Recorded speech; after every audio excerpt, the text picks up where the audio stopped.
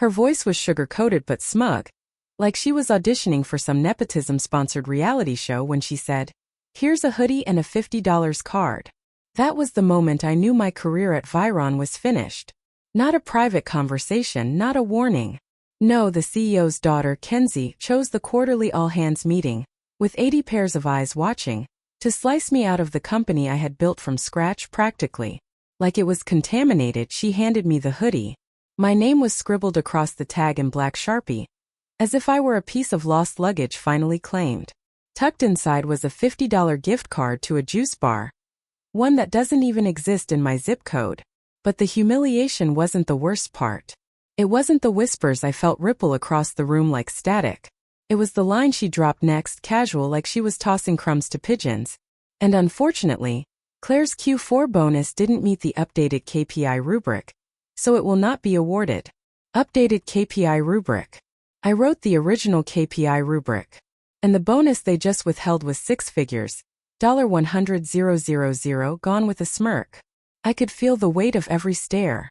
Sales guys adjusted their collars like they suddenly couldn't breathe. The intern row hid behind their phones. Even the CTO, who had begged me 6 months ago to rebuild our back end from the ground up, was now pretending to read his notes. The only one who looked relaxed was our CFO, probably thinking about the boat he just bought with last year's equity. So I smiled. Not because I wasn't furious, not because it didn't sting, but because fury is for amateurs and I'm a professional. That smile, calm, steady, terrifying in its restraint, made HR's pulse quicken. They know the smile I'm talking about. The one that silently promises, "Don't worry, I won't sue." Not today. I held up the hoodie. Polyester, scratchy, cheap. Felt like it judged me back. "Thanks for the memories," I said, my voice even almost friendly. No door slam, no meltdown, just the soft click of my heels against the tile as I walked out. That's important, by the way. They wanted a scene. They wanted me to be the crazy woman story they could share on Slack later. I gave them nothing. Outside, the air felt too clean, too cheerful. A blue sky, a warm breeze, like the universe was mocking me. I sat in my car, stared at that hoodie on the passenger seat and thought, this is how they erase you. One fake smile, one skipped bonus, and a hoodie stuffed with silence. But here's what no one in that glossy conference room noticed. HR didn't have me sign anything. No exit packet, no NDA reminder, no acknowledgement that my termination was fair and legal. Just a cheery pre-written email saying my company account would be shut down at 3 p.m. sharp. And that small oversight, that was my opening. Because 3 weeks earlier I had already prepared for this. I'd been sitting in a booth at a bar that smelled like old fries and regret, my laptop balanced dangerously close to a glass of cheap Pinot. Across from me was my attorney, Shelley. A real attorney, not the listening ear corporate liked to parade out. Shelley leaned over my screen, pearls glinting under neon beer signs, and whistled. "Claire, are you sure you want to go through with this?" I nodded, calm and certain. They've been treating me like an employee, but I've been acting like an owner. Time to get some insurance. That insurance was a clause buried so deep in our vendor contracts, it practically wore camouflage. Clause 14.3a. It tied my employment directly to the licensing of the very platform the company ran on, the platform I had built through my LLC, quietly invoicing under operations architecture and integration. If they terminated me without formal review and documented cause, the license revoked instantly. No lawsuit, no arbitration, no warning. Lights out. Was it petty? Maybe. Was it legal? Absolutely. That night, while Kenzie rehearsed her Instagram live-about gratitude rituals, I was encrypting backups, notarizing contracts, and placing one printed copy of that clause in a fireproof box in my attic. So when she handed me a hoodie and tried to erase my legacy with a $50 juice card, I didn't scream. I didn't fight. I thought one thing, activate clause. Because walking out of that office wasn't an ending. It was the trigger. And Kenzie, she had just pulled it herself. It wasn't paranoia, it was survival. Because when you've been in corporate long enough, you can feel when the winds shift. The sudden change in meeting invites. The way your monthly reports stop being circulated. The way people you trained begin speaking over you, parroting your own ideas back to you like they invented them. It's not subtle. It's death by 1,000 cuts. And Kenzie, our CEO's daughter, wasn't exactly subtle. She floated into Viron straight from a lifestyle blog, armed with pastel blazers, buzzwords about radical alignment, and the confidence of someone who had never had a performance review. She didn't need to earn respect. She inherited it, and she decided I was in her way. First, it was the small things. My name disappearing from project updates. My seat accidentally missing from strategy sessions. Budget approvals routed through new culture committees, stacked with her friends from yoga. She never came at me directly. She didn't have the spine for that. No, her weapons were passive aggression and vague jargon. If I flagged a problem, she'd tilt her head and say, "I think Claire's perspective comes from a scarcity mindset." A scarcity mindset. I was trying to keep us solvent while she billed the company for team healing ceremonies that were basically drum circles in the break room. That's when I started documenting every suspicious Slack deletion, every wellness vendor invoice that turned out to be a DJ or a palm reader, every payroll anomaly that somehow benefited her circle. I didn't dump it into the company drive where it could vanish. I kept it in private folders, color-coded, encrypted, backed up twice. One folder even had a joke label: Petty Cash and Petty Queens.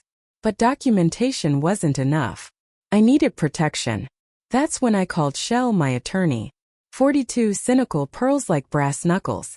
She'd seen more boardroom betrayals than most TV dramas. We met at a dive bar, laptops open between half-eaten fries. "Claire," she said, scrolling through the contract on my screen. "This is elegant. You sure you want to use it?" "Not yet," I told her. "But I want the safety net." The clause was simple, buried deep in our vendor consolidation contract.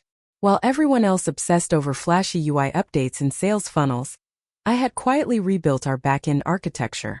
Clean, scalable, mine. And here's the kicker. I built it through my LLC. On the ledger, it looked like just another vendor. Ops, architecture, and integration. Nobody noticed when the invoices shifted. Nobody read the fine print. Clause 14.3a in plain English. If the company terminated me without formal review and documented cause, the perpetual license to the entire back-end stack revoked instantly. No court battles, no arbitration, just gone. It passed through legal without a question, rubber-stamped by a department too busy drowning in red lines to notice one more paragraph. I didn't want to use it. Let's be clear, I loved my work, the systems, the build, the people who actually cared. But every time Kinsey smiled with those bleached veneers and called me Claire Bear in meetings like I was her pet, I felt the trigger twitch. And when I caught her deleting budget reallocation messages from Slack, I knew the countdown had begun. So when HR fired me with a hoodie and a juice card without signatures, without process, I knew exactly what they'd skipped over.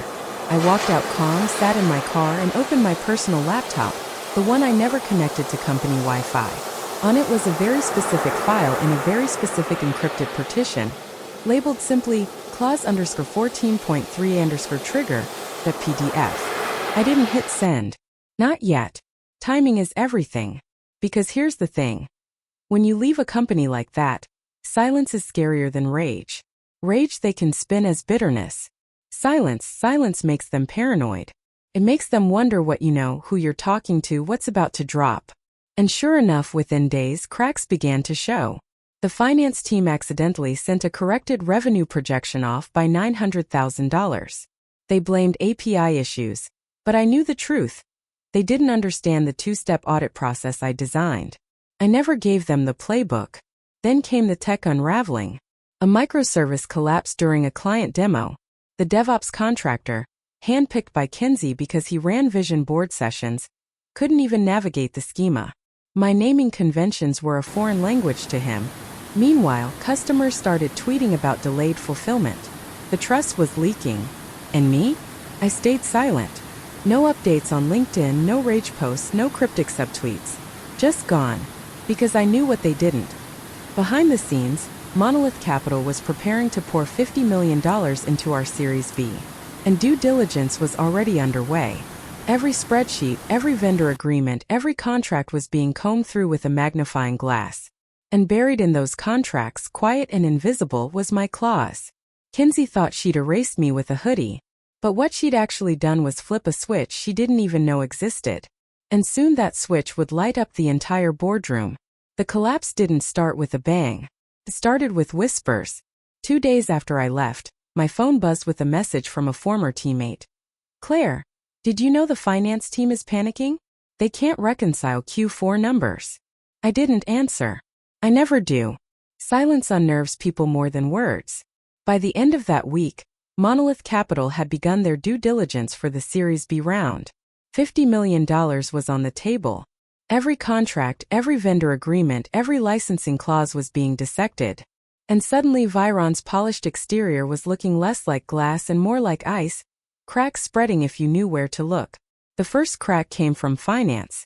A revised revenue projection landed in Monolith's inbox, short by almost $1 million. The excuse: QuickBooks API delays.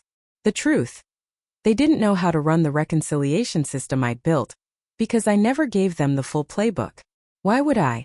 You don't hand blueprints to the people sharpening guillotines. Then came operations. 3 microservices collapsed during a client trial. The DevOps contractor, Kinsey's friend from some vision board retreat, couldn't navigate the schema. My architecture was solid, but it required context. Knowledge management doesn't happen by osmosis. I'd warned them months ago. They ignored me.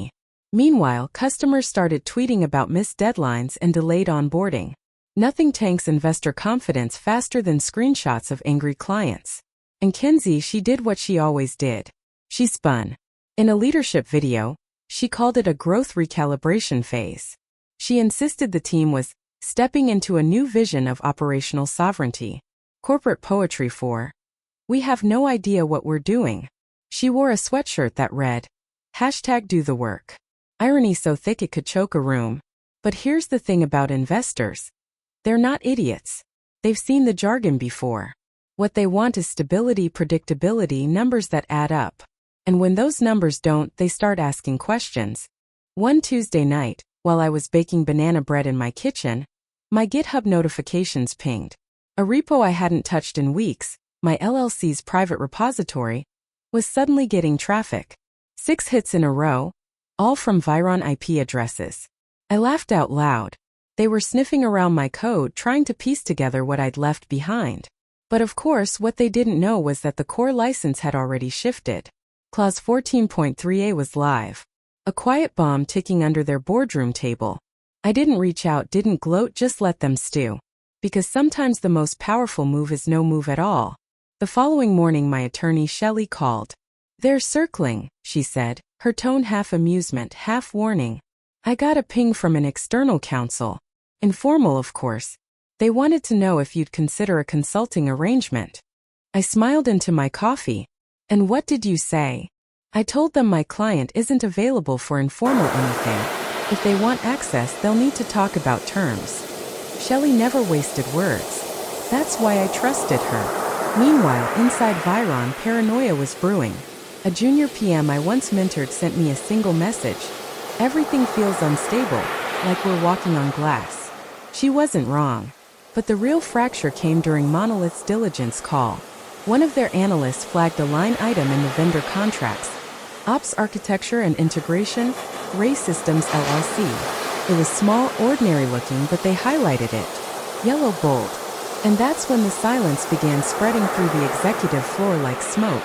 I wasn't in the room, but I can imagine it. The CEO's jaw tightening, Kinsey's practice smile slipping, legal scrambling for binders, because buried inside that vendor contract was the clause. My clause. The one that said, "Terminate Claire without cause and the license revokes." Of course, no one wanted to admit they hadn't read it, or that they'd fired me with nothing but a hoodie and a juice card. And me? I was sitting on my balcony sipping wine, watching the sun dip behind the city skyline. I didn't need to lift a finger because the beauty of a well-built clause is this. It doesn't scream. It doesn't fight. It just waits. And when the timing is right, it detonates quietly, leaving everyone else scrambling in the smoke. Monolith wasn't done digging, and the deeper they went, the closer they came to the truth. Viron didn't own the very system they were trying to sell for $50 million. The investors would soon realize it. And when they did, all the pastel blazers, buzzwords, and motivational hoodies in the world wouldn't save Kinsey. And that was the part that made me smile. Not revenge, not gloating. Just restoration.